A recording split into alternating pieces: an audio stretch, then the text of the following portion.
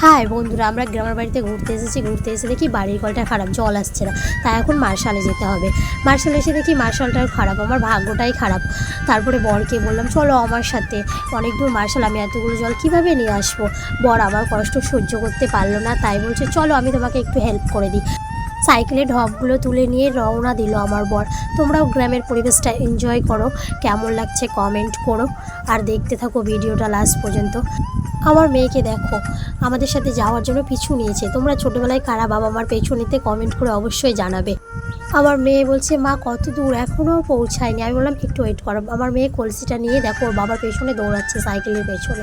বলছে মামাকে কলসিটা দাও, আমি একটু নিয়ে যাই আর আবার একটা ভিডিও করো। আমি দেখো ওর ভিডিও করছি। এখনও পৌঁছায়নি, আর একটু ওয়েট করো, তারপরেই পৌঁছে যাব। ফাইনালি কাছাকাছি চলে এসেছি। মার্শাল সামনে দেখতে পাচ্ছি, মার্শালের কাছে এসেছি, এখনও পৌঁছায়নি। আমার মেয়ে বলছে মা কখন পৌঁছাবো। আমি বললাম এই তো পৌঁছে যাবো, একটু ওয়েট কর।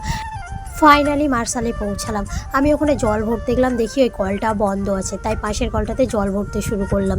আমার বর বলছে তাড়াতাড়ি জল ভরো, কখন তোমার জল ভরা হবে, আমি আর দাঁড়াতে পারছি না। আমি বললাম একটু ওয়েট করো, এই তো জল ভরা হয়ে গেছে। ফাইনালি জল ভরা কমপ্লিট। সাইকেলে জলগুলো তুলে দিচ্ছি, আর আমার বর বলছে আর কখনো তোমার সাথে জল ভরতে আসবো না। আমি বললাম কেন, একমাত্র বউ, তুমি হেল্প করবে না তো কে হেল্প করবে বলো। আমার বর ঢপগুলো ঠিক করে নিচ্ছে, ঠিকঠাক দেখে নিল ঢপগুলো বসেছে কিনা। আমার মেয়ে সাইকেলে ব্যাগটা তুলে দিল। তারপরে আমি কলসিটা নিয়ে বেরোচ্ছি, কিন্তু কলসিটা নিতেই পারছিলাম না। তারপরে দেখো আমি জল আনতে আনতে হাঁপিয়ে গেছি।